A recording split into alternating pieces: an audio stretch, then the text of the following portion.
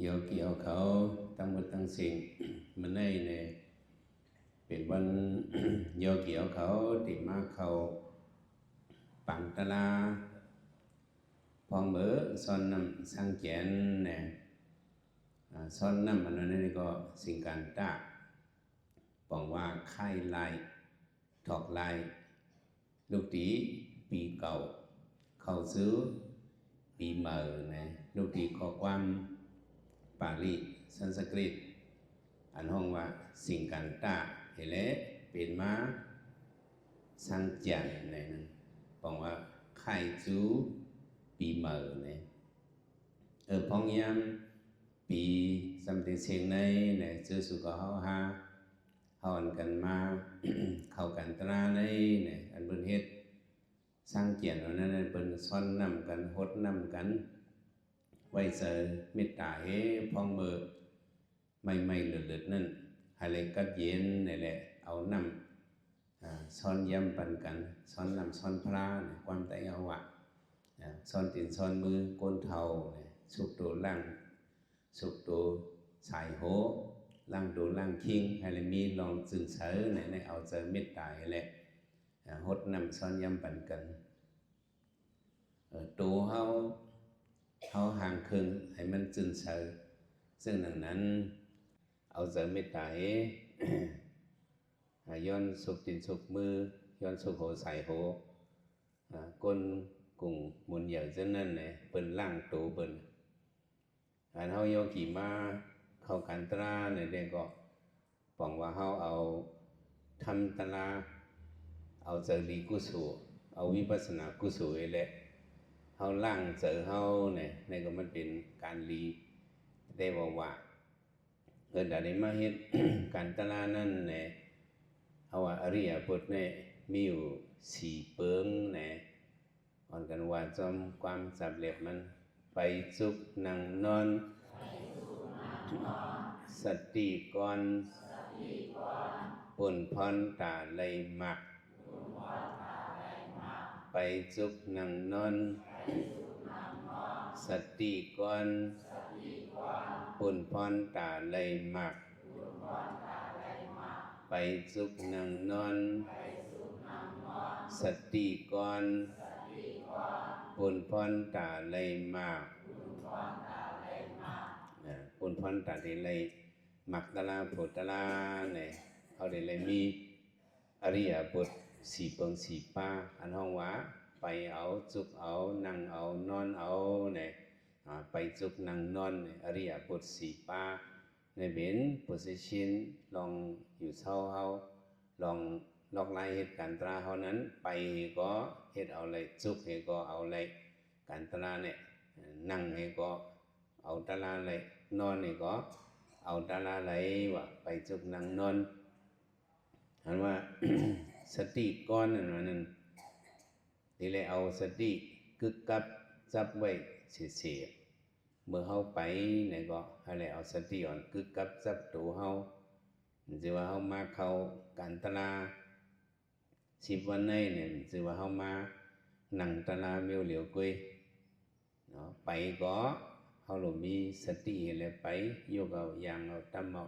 อยู่กับอย่างเอาตำเอาเนี่ยให้ฮู้จักตัวเฮาสติกึกกับจับที่ตัวเฮาก็เข้าเบนกายานุปัสสนาสติปัฏฐานน่ะเอาจะจับที่ตีนเฮาเนี่ยเฮาอยู่อย่างตำขอนเหลอเนี่ยก็เอาฮู้จอมในเป็นกายานุปัสสนาสติปัฏฐานสติก่อนแต่แล้วเอาสติเนี่ย เฮ็ดเปิงหลงมันก็เลยนะว่าสติปัฏฐานนั้นเอาสติไหนเป็นเงาเป็นเปิงมันเนี่ยเฮาได้เลยมีสติกูเข่งกูเข้าเนี่ยในยอกิเขาเลยต้องไป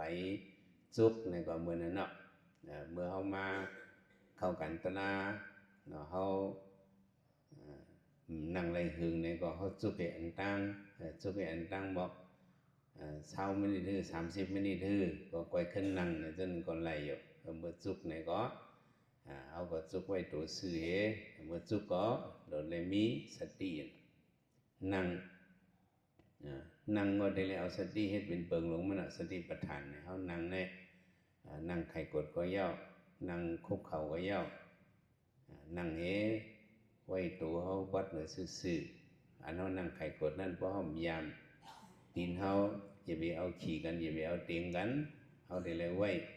ซ่อนหน้าซ่อนหลังกันนี่แหละนั่งกว่าฝ่ามือสองฝ่าซ่อนกันตั้มใส่ที่กลางตักฝ่ามือขอนไส้ไว้ตีเตอฝ่ามือขอนขวาไว้ไผ่เนื้อโหมเมมือตัวเตที่เจอกันเฮมีไว้เอวเอียงก็หัวตัวเฮาปัดเลยซื่อๆก็รับตาเมื่อรับตาอย่าไปรับเกียนอย่าไปรับแห้งตัวเตรับอย่าไปห่างผังเงาแรงมาเข้าเนื้อสายตาเฮาเนี่ยรับกว่าเนี่ยก็เฮ็ดให้เจอเฮานิ่มนะบ่ยาวเนี่ยก็คัดเจอให้เลยมีตัวนิ่มอันตั้ง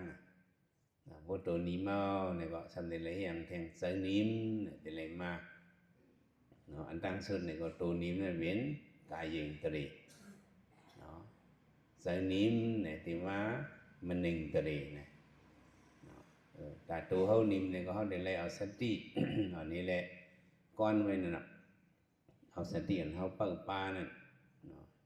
สติปัฏฐานเนี่ยได้เลยเอาสติเฮ็ดเป็นเปิงลงมันแต่ตัวเฮานิ่มเนี่ยก็สติมังกันมันได้ใครพื้นใครไหวใครยุกใครไข้ใครหนึ่งอ๋อสติเฮาคัดเจอไว้ตัวนิ่มโอตัวเฮานิ่มเนี่ยก็ใจเฮาก็มันตินิ่มมาจอมตั้งชุดเลยให้ตัวนิ่มกายยิงตรียังว่าได้เลยมาใจนิ่มมันนิ่งตรีได้เลยเอาใจนิ่มแต่นี้ได้ใจเฮานิ่มมันนั้นพิงทุ่งใจเฮาเนี่ยมันเป็นเมียวหมอวนใจเฮาเนี่ยสิ่งที่จิตนั่นเนี่ยก็บอกมันหมอวนในห้องว่าใจพอปล่อยมันในหลายๆเนี่ยก็ใจเฮามันได้วนตาวนเหนืออันนี้อย่าไปปั่นมันวนเนี่ยแหละที่เลยมีที่มัดใจเฮาที่แหลงใจเฮานั่นที่เลยมีไว้ย้อนนั่นแหละเฮาที่เอาใจเฮามาไว้ที่ปลายคุณหนังเฮาที่ลมเข้าลมออกมีไว้นั่นในอานาปานะเนาะอานาปานะนุสติว่าอานาปานะนุสติที่ลมเข้าและที่ลมออกนั่นเอาสติให้เลยฮู้จอมในเฮาได้เลยไว้สติเอาใจจับที่ลมเข้าลมออกเฮาหุดเข้าเนี่ยก็เข้าเยาให้เลยฮู้จอมเฮาตึงออกเนี่ยก็ออกเยาเนี่ยให้เลยฮู้จอมเอาสติอ่อนกึกจับไว้ที่ลมเข้าลมออกเฮาคนดำมื้อไหนเนี่ยก็เฮาได้เฮ็ดการเสริมนิมันตั้งเข้าตั้ง2วันหมายตรงลมเข้าลมออกติ๊กๆช่วยเจอเฮาเนี่ยก็อย่าไปเพ้ออย่าไปทึงวิสิมาปฏิปทาเนี่ยเอาหมั่นในสติเฮาโดมีเพราะว่าเฮาใครเงารับเงานอนเนี่ยเฮาฮู้ตัวเฮาน่ะพวกใครเงารับเงานอนมาเนี่ยก็อันลมเข้าลมออกเฮานั้นเมื่อเทยเข้ายาวๆ5 กรัม10 กรัมบ่เฮ็ดจังได๋ก็ขึ้นไปไว้ตัวเฮาซื่อๆขึ้นไปสืบยักตลากว่ามื้อนี้เอาลมเข้าลมออกในติ๊กๆไว้ก่อนเนาะอันโกนว่าคืนว่านิดว่านาว่าจังนั้นนี่ก็อุเบกขาไว้กำนึงเฮาไปพรมยักด้วยมันเฮาได้หอมแฮงสมาธิเฮาอันตั้งอย่างว่าโดยมีกายยิงตรีเฮ็ดให้ตัวนิ่มยาวก็มันนิ่งตรีเฮ็ดให้ใจนิ่มบ่ยาวก็ยิ่งยิงตรีในยันยักเฉพาะเป็นลูกที่เลยเฮ็ดถือยักที่เลยถือตุ้ยอันนั้นนี่ก็วายมาเฮาเจ้าเขาที่ขึ้นสับแรงในบันกว่าคักและคักนั่นนะมื้อนี้นี่ก็ยกเหี่ยวเขาอ่อนกันแม่ตูแม่คิงเฮาหลีๆงามๆก็เอาใจจับตีลมเข้าลมออกหมายต้องลมเข้าลมออกในกว่าเมื่อเฮานั่งกันตราในอย่าไปพึกมึนตาเนาะอย่าไปพึกมึนตามันก็จับยามเพราะไอ้มึนตาเนี่ยก็อยู่ๆใครมึนด้วยติ๊กๆเฮาหลงไว้อธิษฐานของมันอ้อต่อถึงข้าวยามบ่เต็มเนี่ยก็เต็มอันมึนตาเนี่ยหรือไว้อธิษฐานแต่นั่นบ่มนั้นกรรมมาใครมึนตัวปลายมือเฮาใครมึนตาเฮาตัวตีนเฮาหาใครมึนตัวตีดิ่งเนี่ยมันได้จับยามอันนี้มันหลีอันนี้เฮาหลอันหลีเนี่ยเฮาอย่าไปพึกเฮาหลพึกไว้ตัวนิ่มใจนิ่มสิมหยันเนี่ยอันนี้เป็นการเฮาหาโยกีตั้งวัดตั้งเสียงเนี่ยอันกันต้องหมายหนึ่งในเสกรรม